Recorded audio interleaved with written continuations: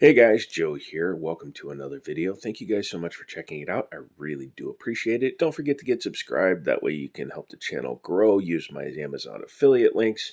Check out Liberty Arms. They're in Harrisonburg, Virginia. You will have to Google them, unfortunately. I'm not allowed to link them. All that aside, thank you so much for the well wishes I got from the last video. I really do appreciate it. And yes, I still have to go and see my cardiologist, but hopefully everything comes out A-O-M-K-O. Today we are taking a look at something I really like to look at here on the channel, and that is reasonably priced firearms. I don't like to spend an arm and a leg to get something that is fun to shoot. Unfortunately, a lot of people think you have to in order to get something quality. I don't believe that.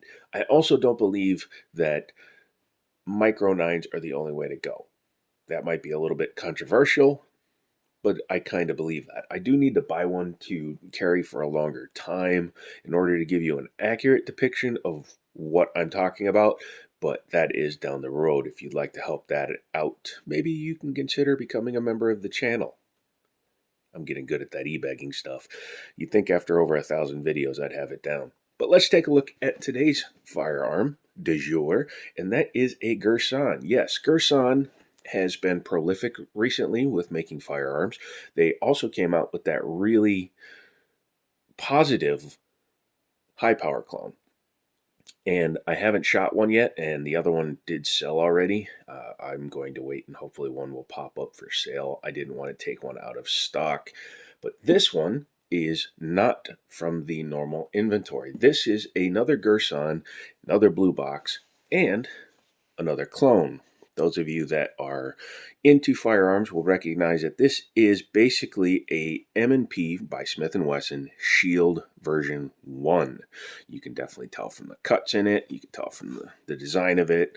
It even has the same removable back panels or rear grip panel or side grip panel. It's all one piece, but it's basically the same as the original Shield. Not the Shield M.2.0.0, but it is based on an M&P Shield. Let's take a look at the box. They're all pretty much come in the same box, and all they do is they change the foam panels inside. Great way to save money, and it's effective. This one is in a cutout for a little bit longer gun. This is the 4.25 inch version. I don't recall there being a 4.5 inch version, but maybe they do that just in case you want to put a compensator or something on it. You get your extra back straps. I actually have the smallest possible back strap on it, and I will show you why as we get into it. You get a metal Gulf T. This is actually the punch for changing the rear back strap. Gun lock, manual, and a barrel brush. Up here you have a spot for an extra magazine. Looks like a short, maybe 35 millimeter round, and a speed loader, which do not come in this box because Girsan, when it was first introduced to the United States, was actually imported by a different company.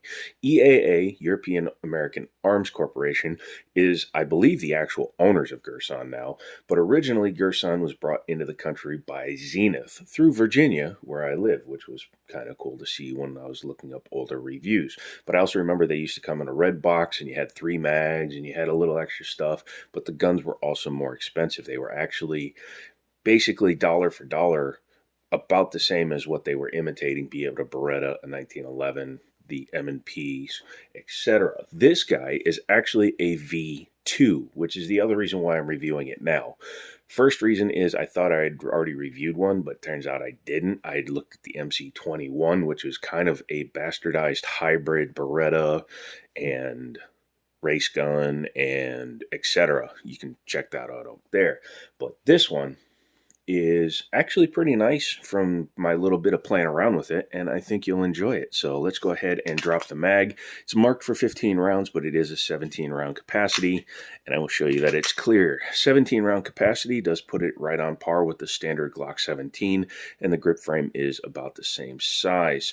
The barrel length at 4.25 inches, it's somewhere between a Glock 19 and a Glock 17.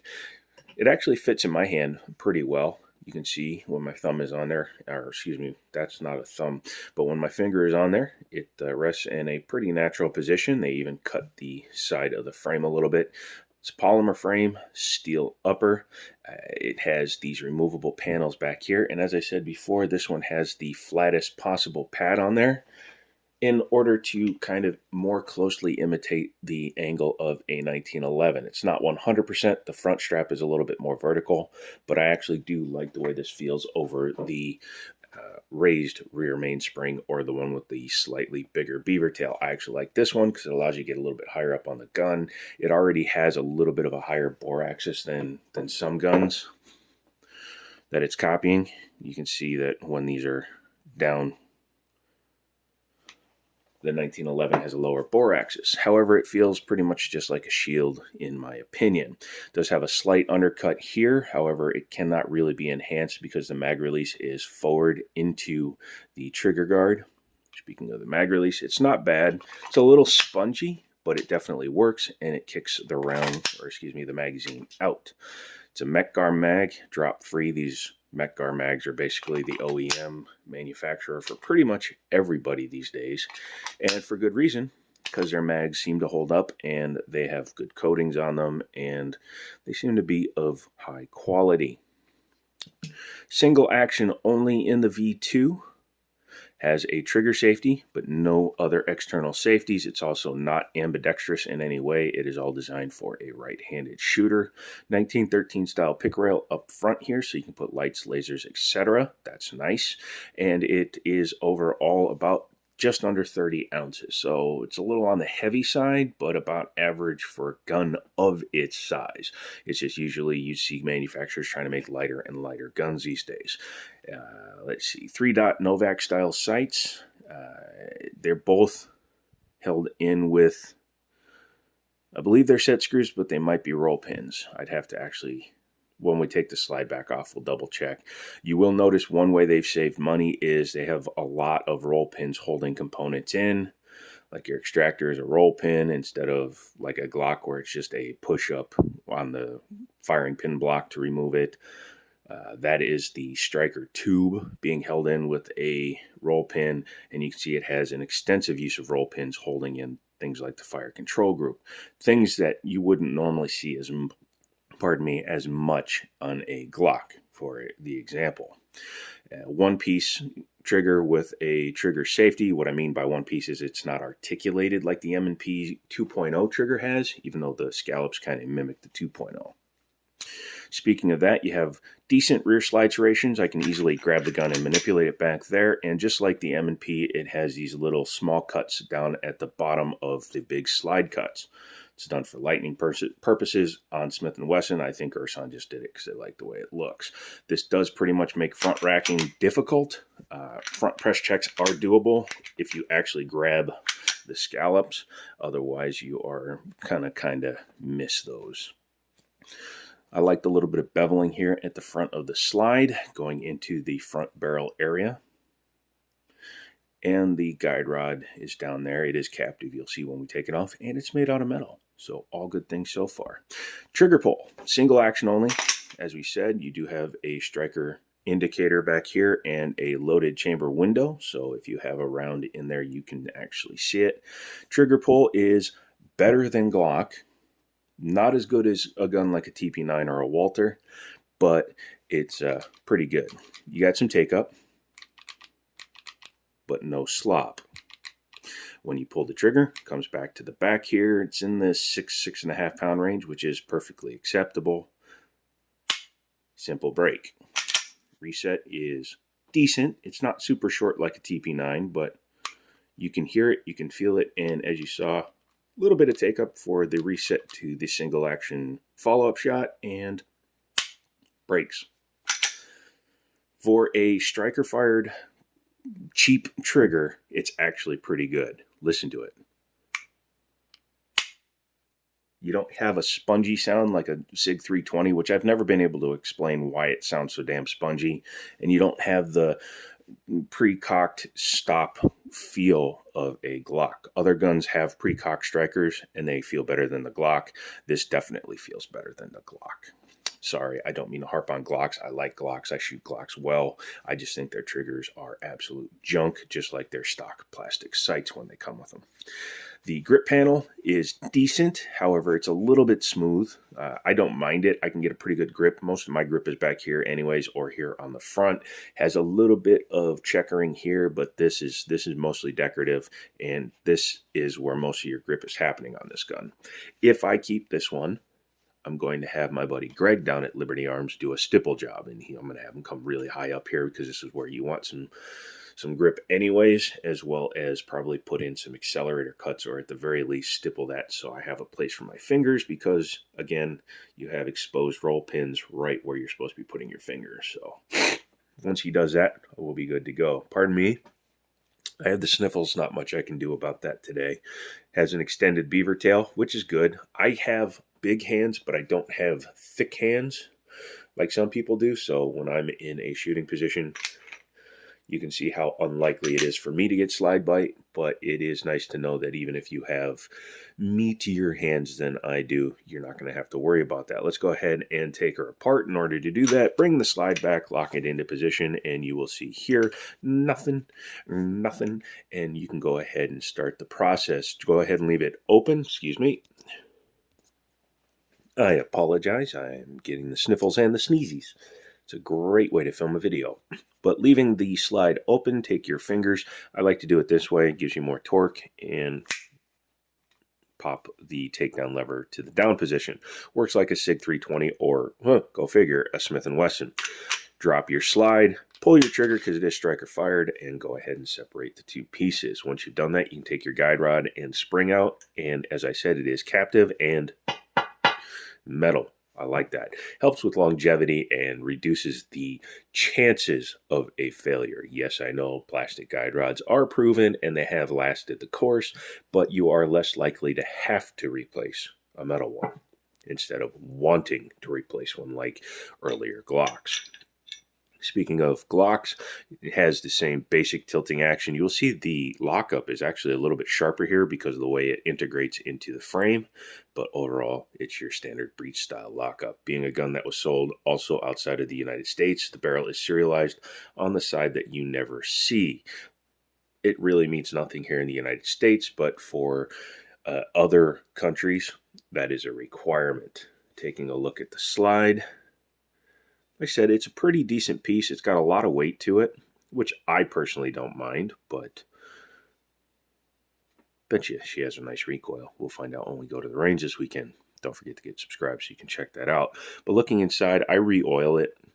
One really quick aside, when I take a look at a gun, or when I take a gun out to the range, I'm not torture testing a firearm. I don't care about its 1,000 round, whether or not it can run while it's full of dirt and spider cum.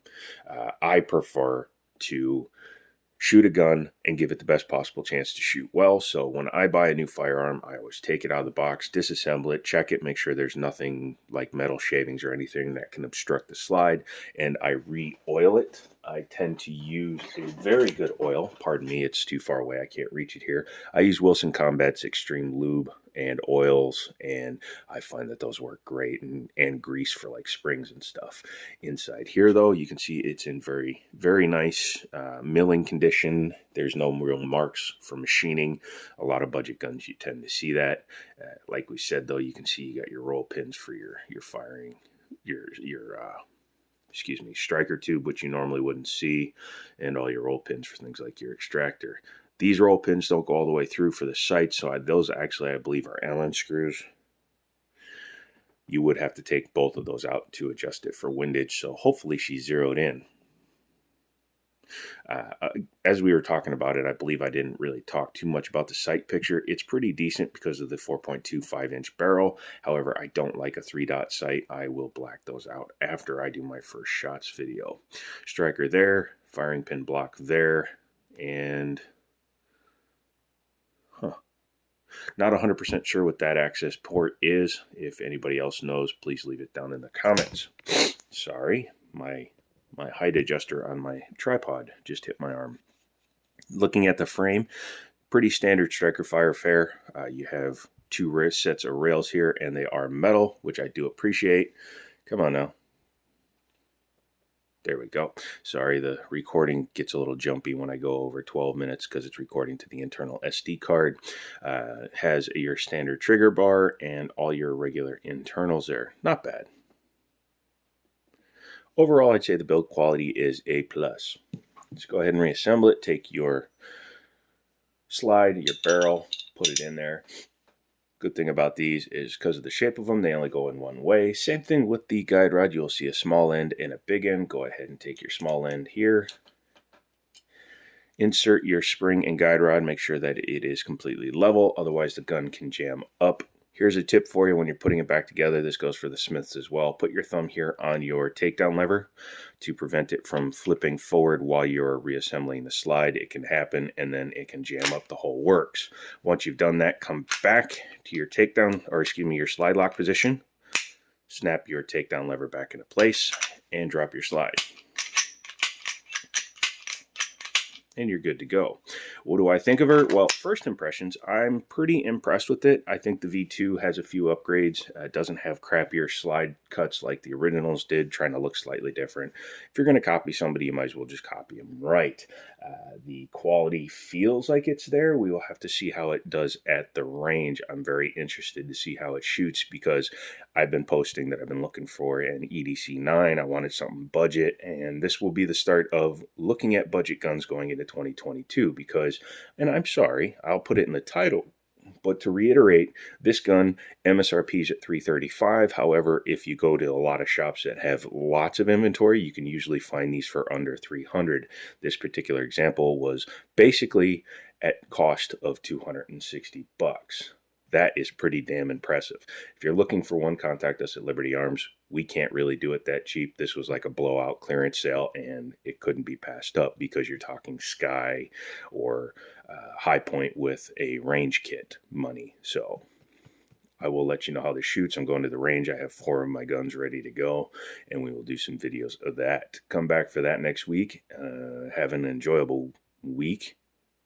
And as always, I'll talk to you later. Sorry, I confused myself about what day it was.